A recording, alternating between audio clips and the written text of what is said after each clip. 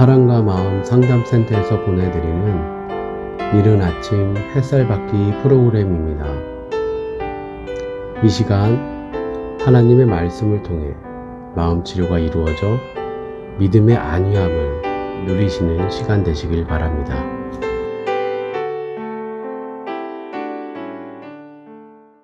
이른 아침 햇살 받기 시간입니다. 어제 그제는 굉장히 어려운 주제를 담아서 평상시 드리던 율법적 신앙에 대한 얘기를 동성이라는 의미로 표현된 성경의 이야기를 해서 여러분들이 이제 어느 정도 이해가 되고 받아들여졌는지 좀 궁금하기는 합니다. 여러분들이 이렇게 성경 해석하는 것에 대해서 굉장히 생소하게 느껴지기 때문에 좀 어떻게 하나 하는 생각도 했었습니다. 오늘은 이와 같은 이야기들, 이게 사실은 진리의 영의 역사가 아니라 미혹의 영의 역사거든요. 여러분들이 늘 말씀드리지만 신앙생활할 때 나의 신앙적 행위를 가지고 나의 신앙을 보면 안 되고, 나를 지배하고 나에게 감동을 주고 나에게 은혜를 주는 그 영이 어디 소속이냐, 하나님께 속한 영인지 광명의 천사로 가정한 마귀 속에 속한 영의 역사인지를 여러분들이 분별하지 않으면 우리는 참 헛된 신앙생활을 하게 되는 것입니다. 그래서 오늘도 하나님은 우리로 하여금 헛되이 하나님을 경배하지 말라고 얘기를 하고 있습니다. 텅 빈 십자가를 붙잡고 신앙생활하면 안 되는 것이 되겠죠. 어떻게 하면 그렇게 되지 않을까요? 성경은 오늘도 세상이 흑암이고 어두운 이유를 사람이 자기 마음속에 죄를 보지 못하기 때문에 세상이 어두운 것이라고 말하고 있습니다. 그리고 이 마음에는 늘 공중권세를 잡은 자인 세상의 임금과 신인 사탄이 사람의 마음을 미혹시키고 있다고 말합니다.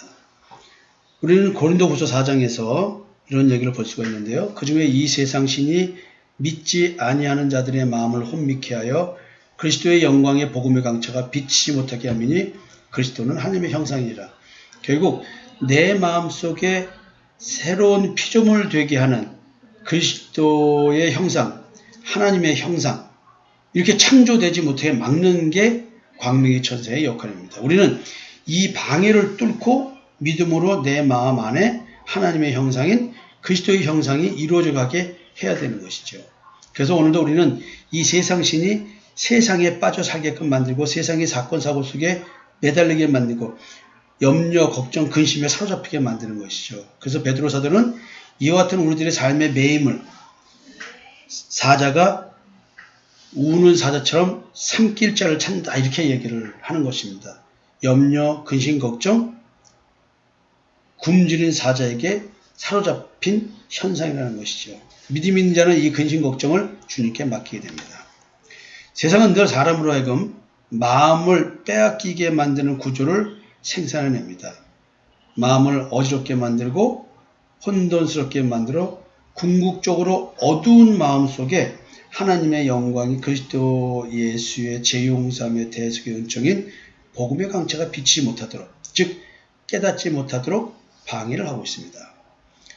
세상신의 이런 방해 공작의 목적은 사람으로 하여금 궁극적으로 예수를 못 믿게 만드는 것입니다. 그리고 세상신이 그리 쉽게 사람을 혼미하게 만들 수 있는 이유는 사람은 이미 아담과 이브가 타락한 이후로 구원의 참빛인 예수 그리스도를 알아볼 수 없도록 되어 있기 때문입니다. 따라서 사람은 하나님께서 참빛인 예수 그리스도를 알아볼 수 있도록 해주지 않으면 참빛이며 생명이신 예수 그리스도를 알아볼 수가 없습니다. 그래서 성경은 이렇게 말합니다. 로마서 11장 8절인데요. 기록된 바 하나님이 오늘날까지 저희에게 혼미한 심령과 보지 못할 눈과 듣지 못할 귀를 주셨다 함과 같으니라. 이렇게 얘기를 합니다.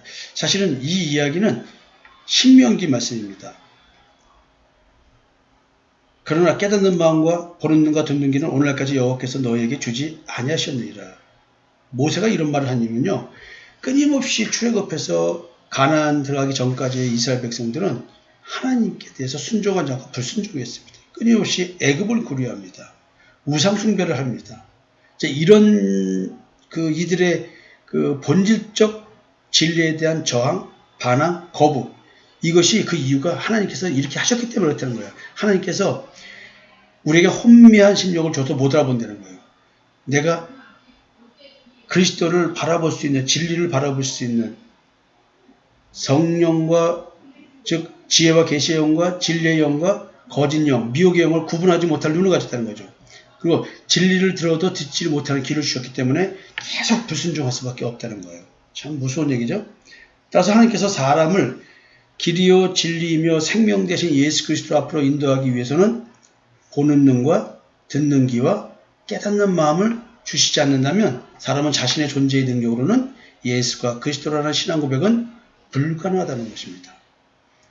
그래서 귀머거리 귀신이 있다, 소경이다, 양심이 화인마했다, 이런 말들은 다 여기서 비롯되는 말들입니다.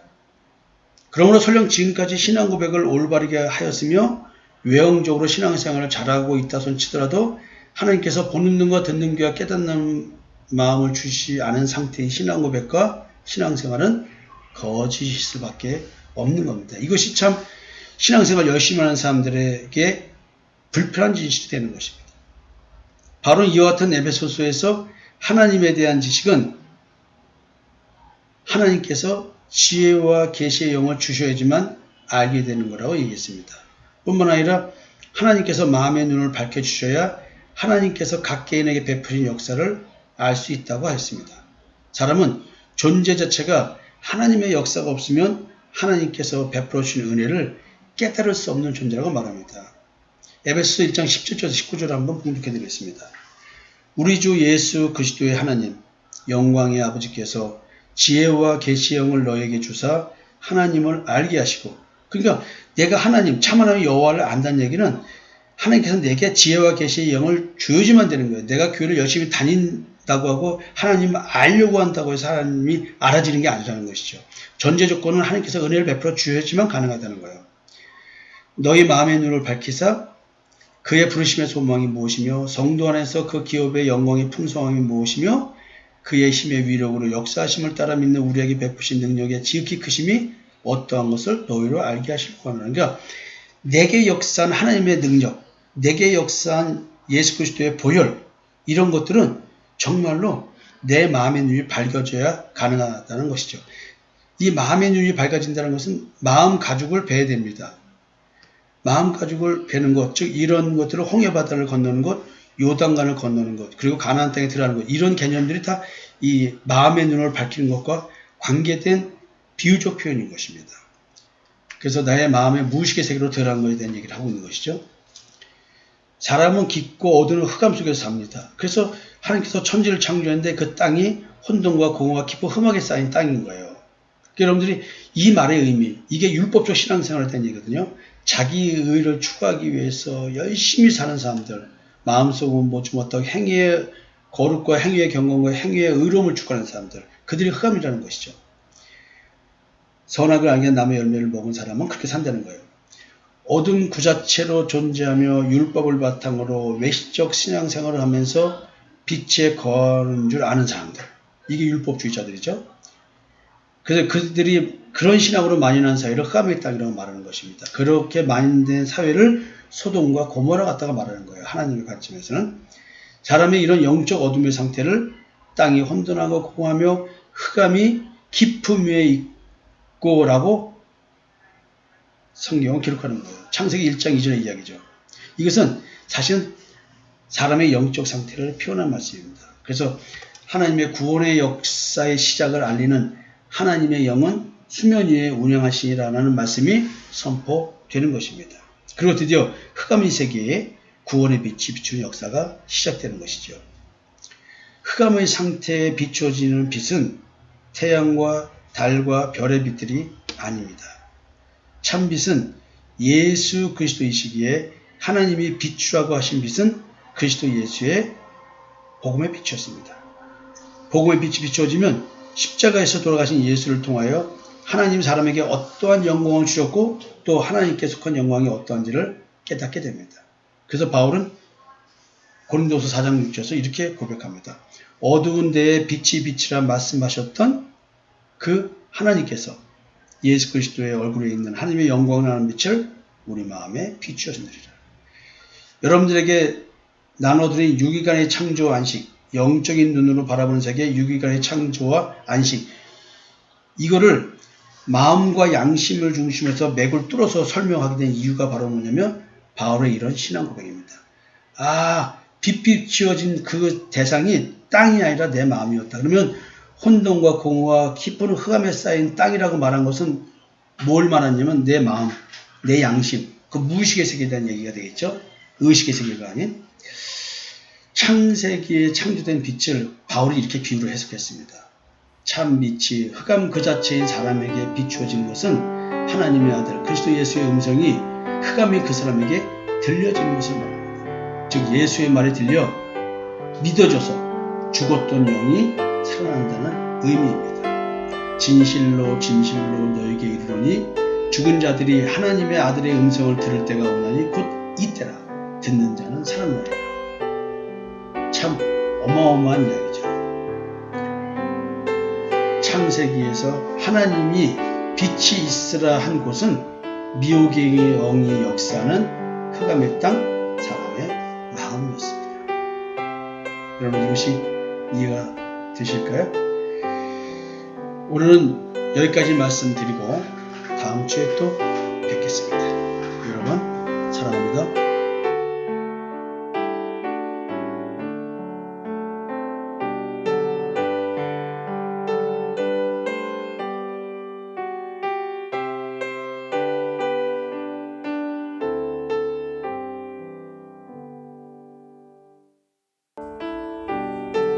지금까지 사랑과 마음 상담센터에서 보내드리는 이른 아침 햇살 받기 시간이었습니다. 오늘도 하나님의 사랑을 경험하며 자기 성찰이 이루어지는 하루가 되시기를 기도합니다.